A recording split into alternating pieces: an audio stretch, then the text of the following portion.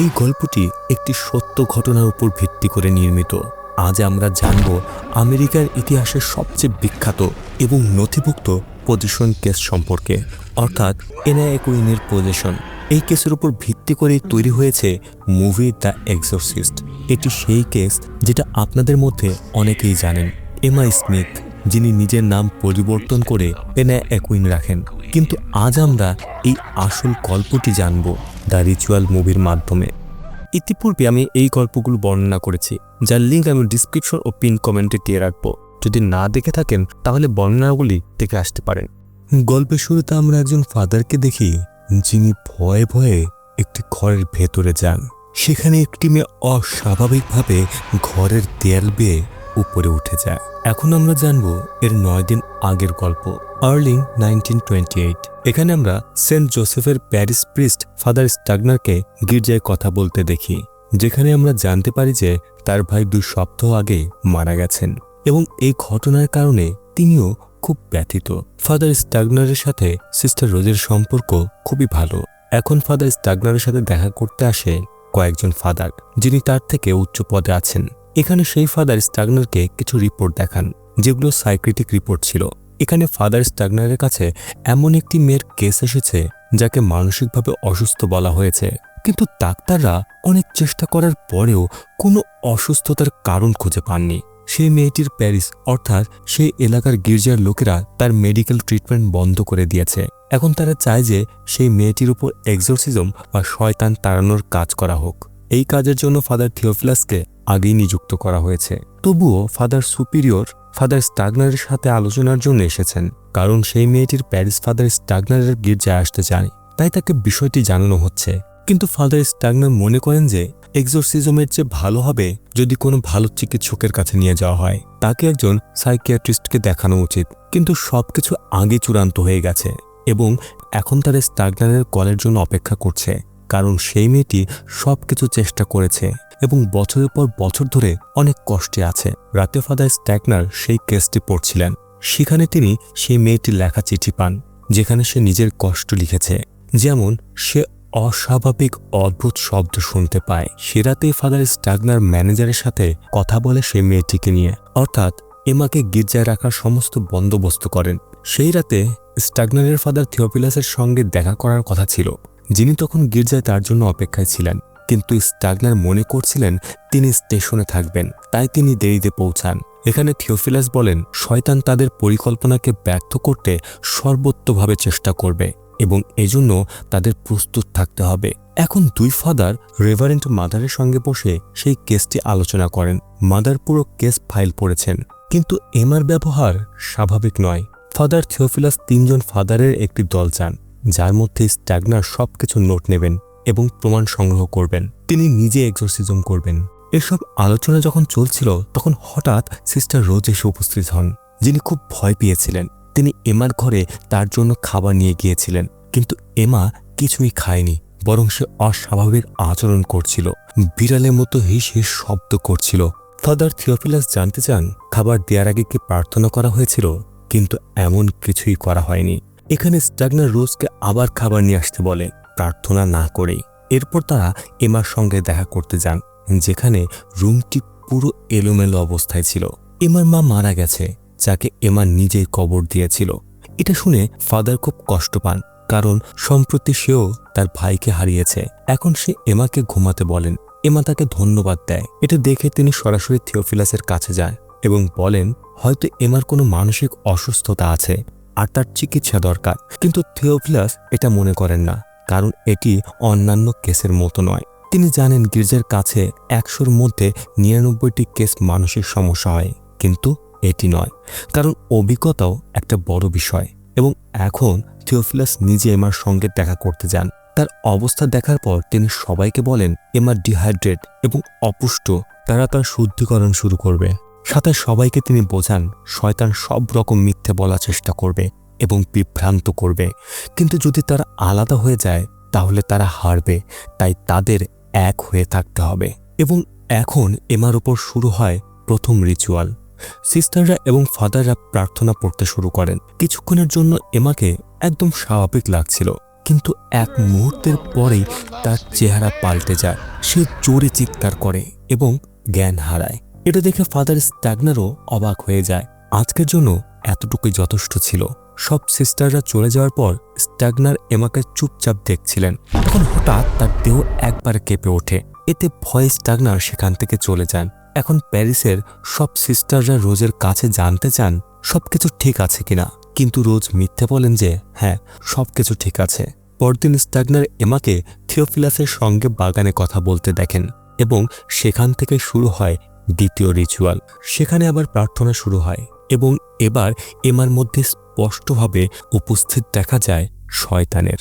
এমা সরাসরি স্ট্যাগনারের কাছে আসে এবং তার হাতে নিজের স্তন রাখে। সে তাকে প্রলোভিত করার চেষ্টা করে। তারপর সে চিৎকার করতে থাকে।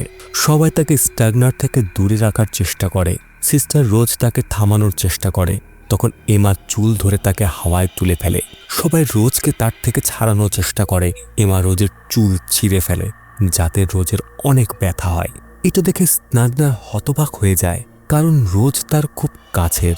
এই ঘটনার পরে তিনি থিওফিলাসের কাছে যান, কারণ তিনি চান না পরবর্তীতে কেউ আহত হোক। কিন্তু থিওফিলাস বোঝান এটা করতে হবে, তাদেরই দায়িত্ব আক্রান্ত ব্যক্তিকে বাঁচানো। তারা আগেও এটি করেছেন, তাই তিনি আগামীকাল রোজের বদলে আরেকজন সিস্টারকে রাখবেন। এতে স্ট্যাগনার রাজি হয়ে যান। পরের দিন মাদার স্ট্যাগনারকে ডেকে পাঠান, যেখানে তিনি এমার রিপোর্টগুলো দেখেন এবং তার অবস্থা সম্পর্কে জানতে চান। কিন্তু স্ট্যাগনার মনে করেন থিওফিলাস এই প্রশ্নের ভালোভাবে উত্তর দিতে পারবেন। স্ট্যাগনার চান তার শৈশবের বন্ধু এসে একবার এমার অবস্থা দেখে যাক। এখন স্ট্যাগনার রোজের সাথে দেখা করতে যান এবং তার অবস্থা সম্পর্কে জানতে চান। রোজ বলেন তিনি জানেন এমার শরীর তার নিয়ন্ত্রণে নেই, তবুও তিনি জানেন না কেন এমার ওপর তার রাগ হচ্ছে। তিনি বুঝতে পারছেন না ঈশ্বর কি এমাকে শাস্তি দিচ্ছেন নাকি এমা তাদের কোনো পাপের জন্য শাস্তি দিচ্ছে। কারণ রোজ আগে কখনো নিজের মধ্যে এত কঠোরতা বা তিক্ততা অনুভব করেননি। এজন্য তিনি খুব লজ্জিত। এখানে স্ট্যাগনার তাকে বোঝান এই অভিজ্ঞতাটা সকলের জন্য নতুন, তাই তাকে লজ্জিত হওয়ার দরকার নেই। রোজের অনুরোধে তিনি তার জন্য প্রার্থনা করে চলে যান। সেই রাতে এমাকে খাটে বেঁধে রাখা হয়, যাতে সে কাউকে আঘাত না করতে পারে। এবং এখন রোজের জায়গায় একটি নতুন সিস্টার আসে, যিনি ঘরের ভেতর পা রাখার সময় থেকেই খুব ভয় পাচ্ছিল। এবং এখন আরেকটি এক্সোরসিজম শুরু হয়।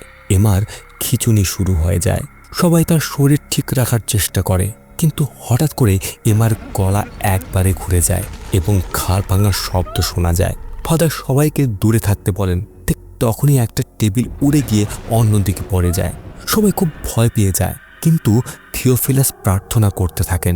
এখন তিনি শয়তানের নাম জানতে চান। এমার শরীরের ভেতর থেকে সেই শয়তান ফাদারকে বলে এই ঘরটি পাপে পূর্ণ, এবং তারপর সে জোরে চিৎকার করে ওঠে। এতে সবার কান ব্যথা করে, কিন্তু থিওফিলাস প্রার্থনা থামান না এবং সে রাতে রিচুয়াল শেষ হয়। এসব দেখে স্ট্যাগনার থিওফিলাসকে বলেন তার মনে হচ্ছে এমাকে কোনো আত্মা ভর করেনি, বরং সে মৃগরোগে আক্রান্ত। এতে থিওফিলাস তাকে বোঝান এমার কেস ফাইলে এমন কোনো অসুস্থতা উল্লেখ নেই। তিনি চান এমা যত তাড়াতাড়ি সম্ভব আত্মার হাত থেকে মুক্তি পাক। আমরা দেখি সেই শয়তান এখন স্ট্যাগনারকেও মানসিকভাবে কষ্ট দিতে শুরু করেছে। সে রাতে ঠিকমতো ঘুমোতে পারছিল না, অদ্ভুত কিছু অনুভব করতে শুরু করে সে। পরের দিন যখন সে গির্জায় প্রার্থনা করছিল, তখন তার মনে এমার কথাই ঘুরছিল এবং সেই রাতের রিচুয়াল আবার শুরু হয়। রিচুয়াল শুরু হওয়ার আগে এক সিস্টার তার কাছে একটা রোজারি লুকিয়ে রেখেছিল।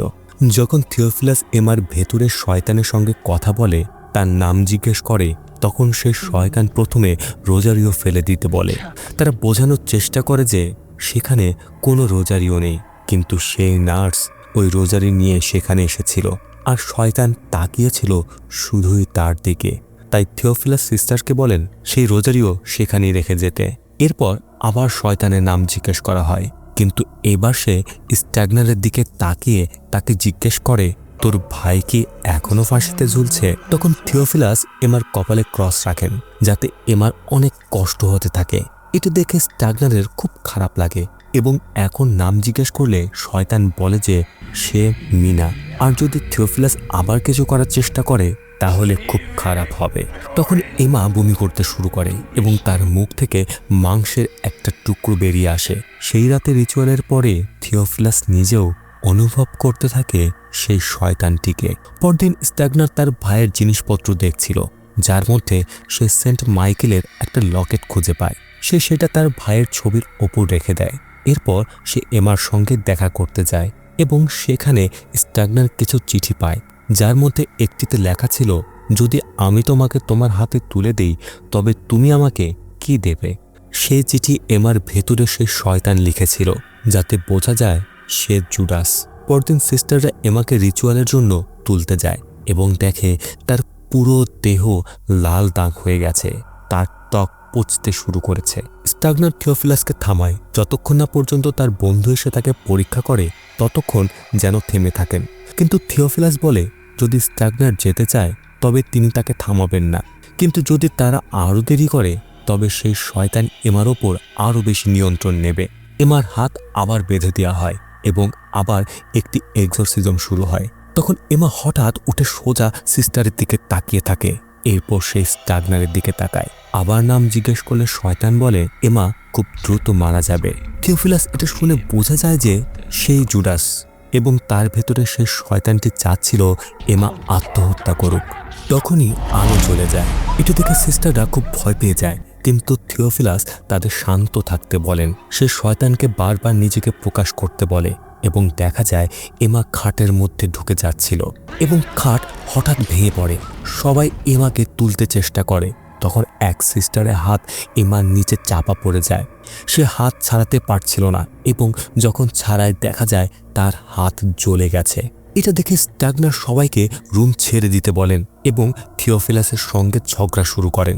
থিওফিলাস জানে স্ট্যাগনার কোনো যুক্তিসঙ্গত বা আধুনিক কোনো ব্যাখ্যা খুঁজছে এবং এখানে তাদের মধ্যে তর্ক শুরু হয়। তখন থিওফিলাস বলেন স্ট্যাগনারের দুর্বল বিশ্বাসের কারণে এখন তাকে মূল্য দিতে হচ্ছে, কারণ এমার সাথে যা ঘটেছে সেটা আগেও ঘটেছিল, যখন এমার মা এক্সরসিজম করার জন্য তাকে ডেকেছিল। এবং এখানে স্ট্যাগনার জানতে পারে থিওফিলাস এমাকে তখন থেকেই চেনে, যখন সে ছোট মেয়ে ছিল, অর্থাৎ যখন থিওফিলাসকে প্রথম এমার এক্সরসিজম করার জন্য ডাকা হয়েছিল। তখন সে সদ্য নতুন এক্সরসিস্ট হয়েছিল।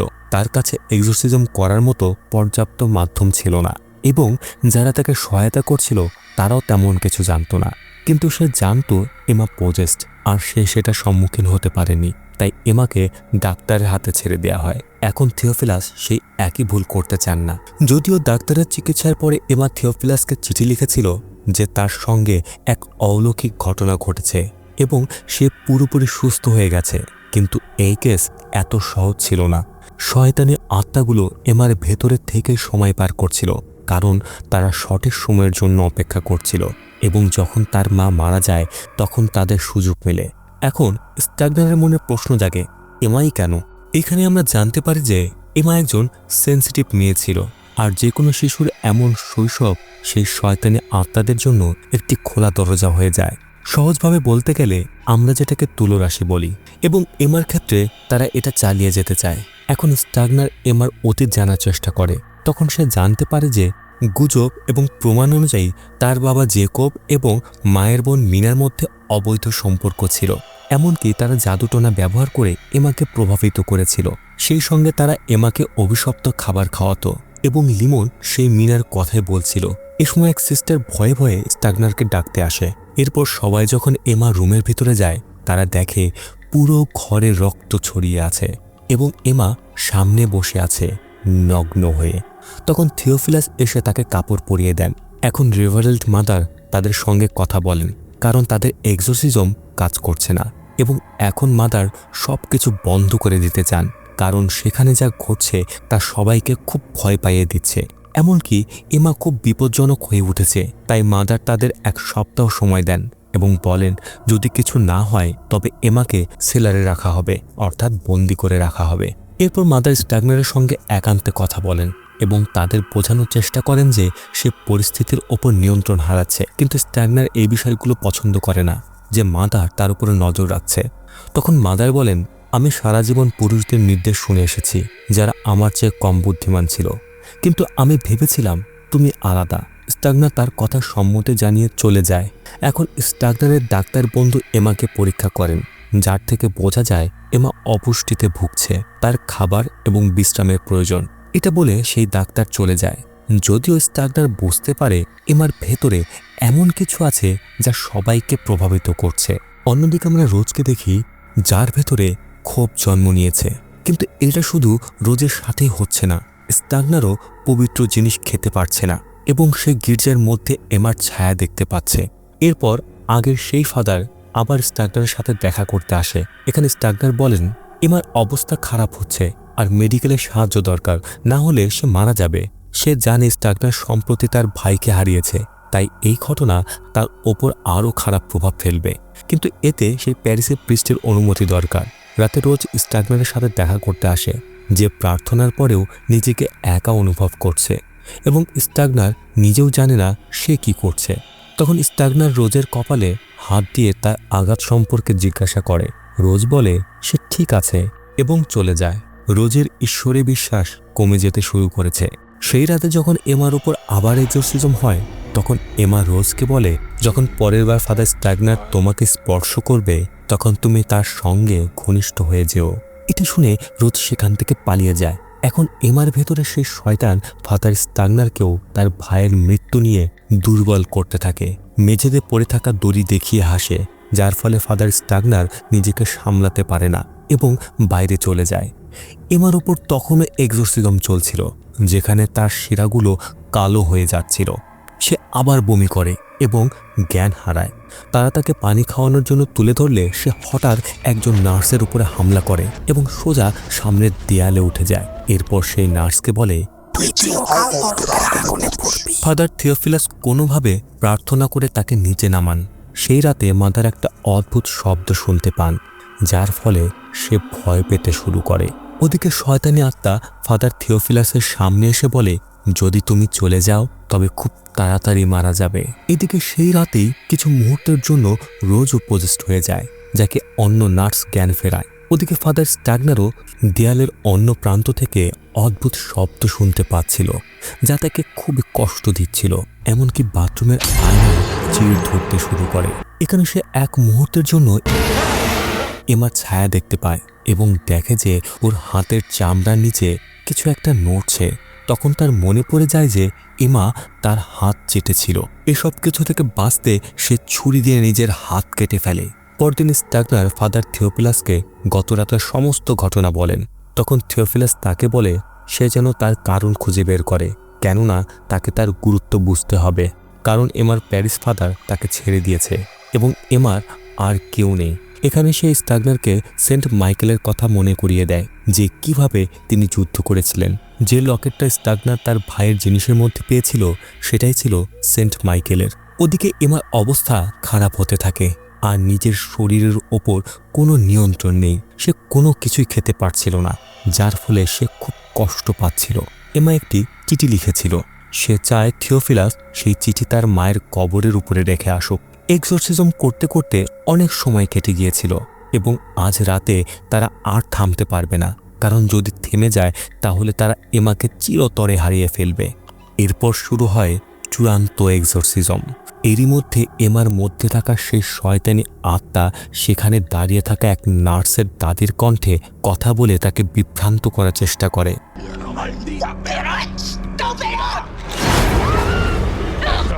এবং কিছুক্ষণ পরে সে শান্ত হয়ে যায়, কিন্তু আত্মা মুক্ত হয় না। এখন মাদার তার সঙ্গে কথা বলার জন্য আসে। তখন সে শয়তান মাদারকে বলে যে তিনি তার সিস্টারদেরকে মেরে ফেলার জন্য এখানে পাঠিয়েছে। কিন্তু মাদারের বিশ্বাস ছিল তার সিস্টাররা এই শয়তানের তুলনায় অনেক শক্তিশালী। এরই মধ্যে এমা নিজেকে ছাড়িয়ে ক্যাটকম্বে চলে যায়। দুই ফাদার আর রোজ তাকে খুঁজে পেতে নিচে নামে। বাকি সিস্টাররা মাদারের সঙ্গে ওপরে থাকে। নিচে তারা এমাকে খুঁজে পায়, যে সেলারে আটক ছিল এবং যার নিঃশ্বাস চলছিল না। এখানে তার গলায় এক টুকরো মাংস আটকে ছিল, যা তার শ্বাস বন্ধ করে রেখেছিল। এই সময় সেই শয়তানি আত্মা তাকে পুনরায় পজেস্ট করে ফেলে এবং এখন বিল্ডিং কাঁপতে শুরু করে। এমা দেয়ালের সাহায্যে ওপরে ঝুলেছিল। তারা তাকে মুক্ত করার সব রকম চেষ্টা করে এবং এখানে তারা একসাথে অনেকগুলো শয়তানের নাম নিয়ে তাদের এমার শরীর থেকে বেরিয়ে যেতে বলে। এ সময় এমা থিওফিলাসের হাত জোরে ধরে ফেলে, যার ফলে বাইবেল নিচে পড়ে যায়। স্ট্যাগনার দেখে যে সেই পাতায় প্রথম নাম ছিল সেন্ট মাইকেলের। এখন সে তার ভাইয়ের সেই লকেটটা তুলে নিয়ে প্রার্থনা করা শুরু করে। এতে ওপরের দেয়ালে ফাটল ধরতে শুরু করে। এরপর থিওফিলাস ক্রসটি এমার শরীরের ওপরে রাখে, যার ফলে সবকিছু থেমে যায়। এমা শয়তানের হাত থেকে মুক্ত হয়ে যায়। স্ট্যাগনারও বুঝে যায় যে এটা কোনো না কোনোভাবে ঈশ্বরের ইঙ্গিত ছিল, যে স্ট্যাগনারের সঙ্গে সেন্ট মাইকেলের শক্তি আছে। কিছু লোক মনে করে এমার মানসিক অসুস্থতার জন্যই এসব ঘটেছিল, আবার কিছুজন মনে করে এটা শয়তানের কাজ ছিল। এই কেসের পরে এমা শান্তিতে তার জীবন কাটায় এবং ফাদার স্ট্যাগনার ও থিওফিলাস তাদের কাজ মৃত্যুর আগ পর্যন্ত চালিয়ে যায়। গল্পটি কেমন লাগলো অবশ্যই কমেন্টে লিখে জানাবেন। এমন আরও গল্প দেখতে চাইলে চ্যানেলটি সাবস্ক্রাইব করে রাখবেন। আরে হ্যাঁ, একটা লাইক দিতে ভুলবেন না।